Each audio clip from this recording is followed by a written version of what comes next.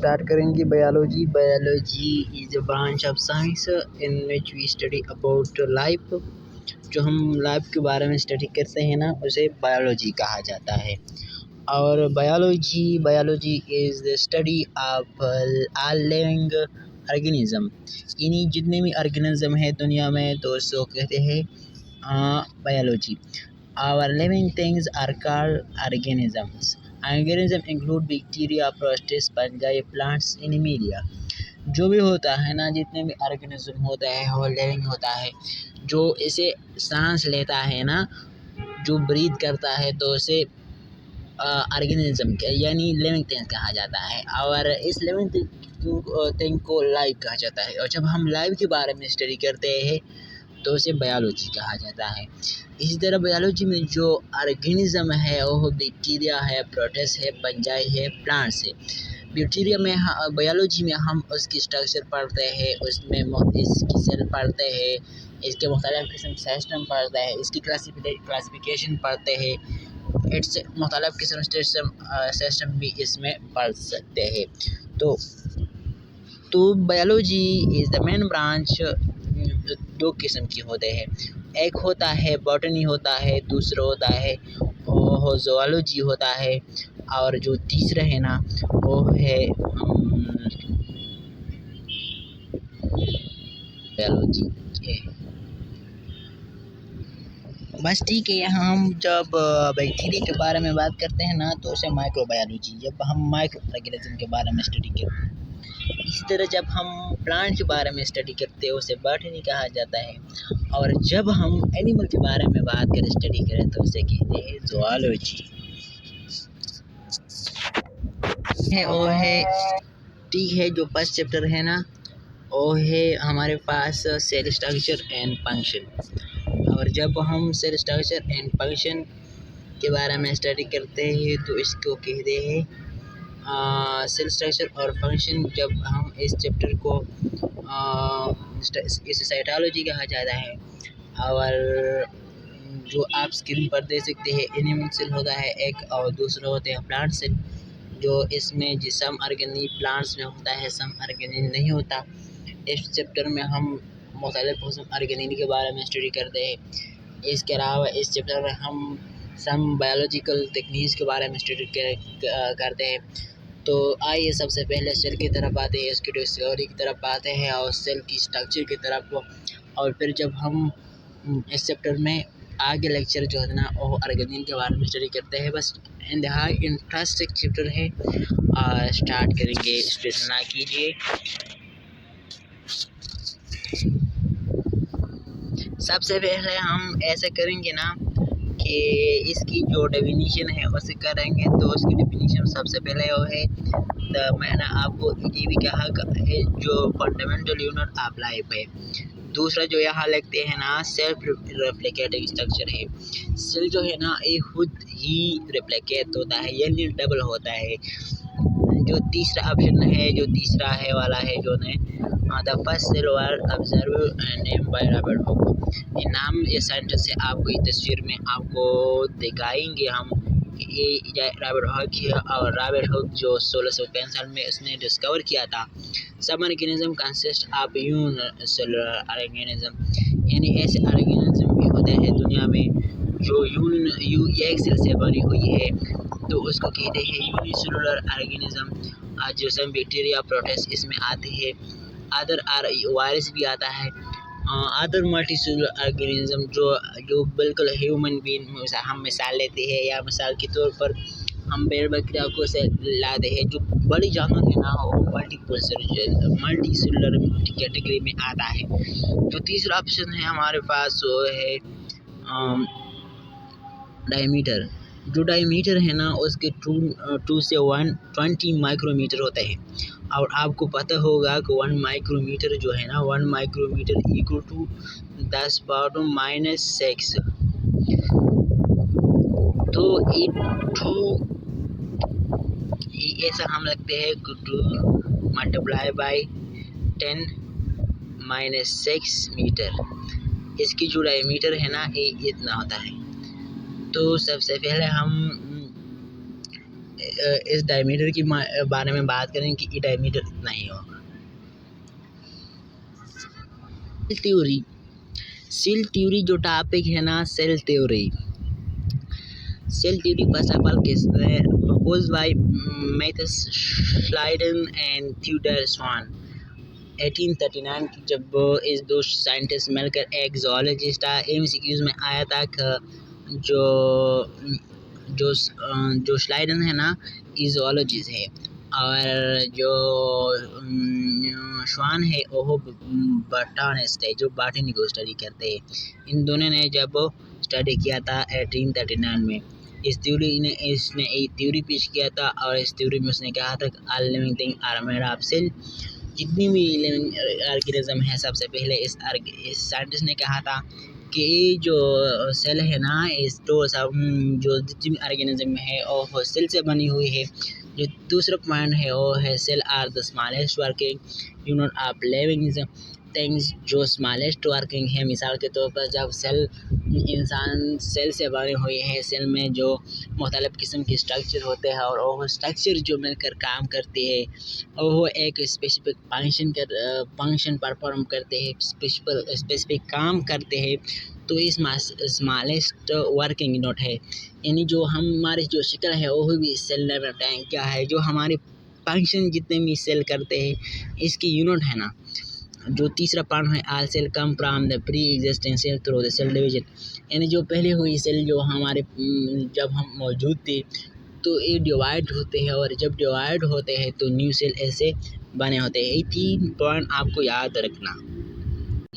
Student यहाँ एक चौथा पॉइंट मिस है, वो है ऑल जो सेल है ना, इसमें मेटाबॉलिक एक्टिविटी होता है। All metabolic activities on sale. जो पॉइंट है वो है इसमें जो मटेरियल है ना, जो हम उसे क्रोमोसोम कहा जाता है, तो एक ऑर्गेनिज्म से ये ट्रांसफर होते हैं दूसरी ऑर्गेनिज्म से इस सेल के थ्रू से, तो ये भी एक पॉइंट है। मैं आपको बताता चलूँगा कि प्रोटोप्लाज्म जो होते हैं ना, वह क्या होता है। प्रोटोप्लाज्म जो होते हैं ना, डिफरेंट सब्सटेंस प्रोटोप्लाज्म जो है ना, different substance that make a card gravity card protoplasm.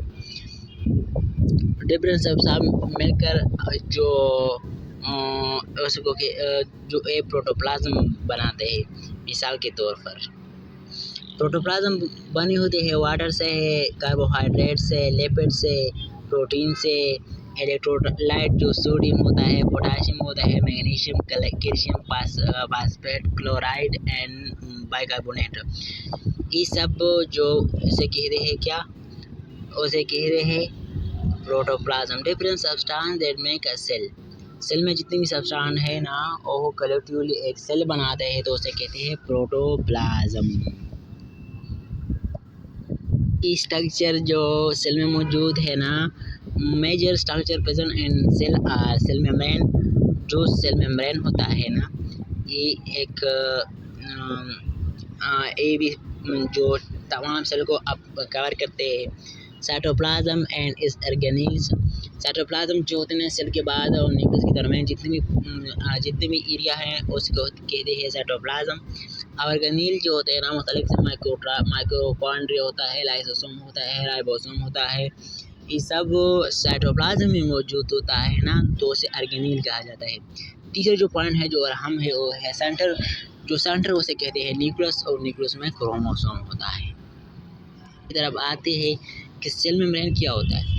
आप याद रखिएगा कि सेल मेम्ब्रेन जो आउटर मोस्ट सेल है ना, जो elastic outmost structure which envelop the cell, जो एनवेलप होता है ना, जो इर्द गिर्द सेल से। मिसाल के तौर पर मैं यहाँ एक सर्कल ड्रा करूँगा, पर ये सेल है ना, और जो इस सेल से इस सेल की दरमियान जो एरिया है ना, ये जो है ना सबर में एक दूसरा जो उसे ड्रा करूँगा।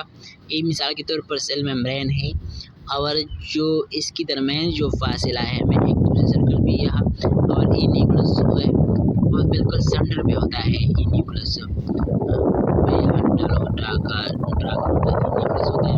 और जिसके दरमियान जो एरिया है ना, ये एरिया में ये एरिया जो है ना, ये इसको साइटोप्लाज्म कहा जाता है। और जो इसमें मुख्तलिफ किस्म ऑर्गेनेल है, ये ऑर्गेनेल है। और इसकी जो इन्वॉल्व है उसकी कहते हैं सेल मेम्ब्रेन। लेकिन ये सेल मेम्ब्रेन जो है ना, ये एनिमल सेल में आउटर मोस्ट होता है। प्लांट सेल में सेल वॉल, जो आपने इसका नाम सुना होगा कि प्लांट सेल में आउटर मोस्ट जो होते हैं ना, वो सेल वॉल है। और एनिमल में जो आउटर मोस्ट है वो सेल मेम्ब्रेन है। Lipid layer with embedded protein that one आप देखेंगे ना, जिसमें मुख्तलिफ बाय लिपिड्स लेयर, यह 2 लेयर है किसकी, लिपिड्स की। और यहाँ भी एक प्रोटीन भी 2 किस्म होता है, एक होता है इंटीग्रल प्रोटीन और दूसरे होता है पेरिफेरल प्रोटीन्स।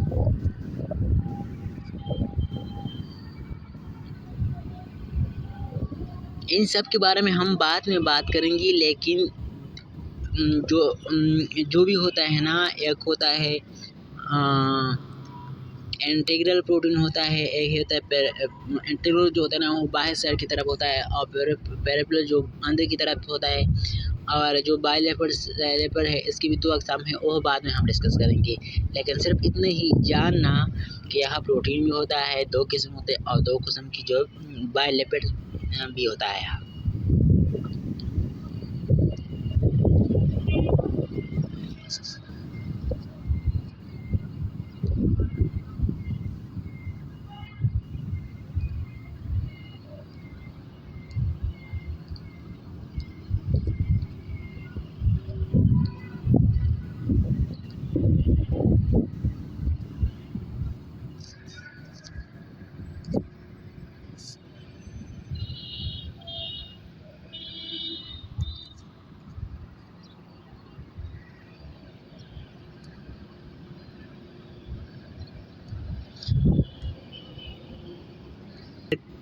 करेंगे सेल मेम्ब्रेन हमने डिस्कस किया, हमने सेल थ्योरी के बारे में कुछ कहा।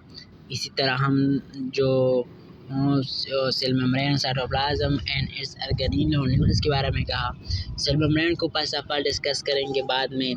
इसी तरह हम इसके सेल वॉल डिस्कस करेंगे। यहाँ फिर हम न्यूक्लियस को स्टडी करेंगे, ऑर्गेनेल को स्टडी करेंगे, जो मुख्तलिफ किस्म ऑर्गेनेल सेल में होता है। सेल थ्योरी को आप याद रखना का सेल थ्योरी किसने प्रपोज किया था, इसकी सेल थ्योरी की मेन 3 पॉइंट्स है वो याद रखना। जो स्लाइडन है और जो श्वान है, इसने सेल थ्योरी को जो डिस्कस किया था। इसके अलावा जो मुख्तलिफ किस्म ऑर्गेनेल है, आप यहाँ देख सकते हैं। जो मैंने यहाँ एक स्ट्रक्चर आपको दिखाए हैं ना, स्ट्रक्चर मुख्तलिफ किस्म के है। यहाँ मुख्तलिफ माइटोकॉन्ड्रिया जो है ना, माइटोकॉन्ड्रिया जो हमने यहाँ लिखा है। इसी तरह जो न्यूक्लियस है, सेल वॉल सेल मेम्ब्रेन है, न्यूक्लियर सेल मेम्ब्रेन है। इसी तरह सेल मेम्ब्रेन है यहाँ, और जो भी है ना, ये सेल मेम्ब्रेन है। इसी तरह साइटोप्लाज्म, लाइसोसोम, एंडोप्लाज्मिक रेटिकुलम्स, एडीने, nucleus, mitochondria, Golgi complexes, ribosome, vacuole, जो होता है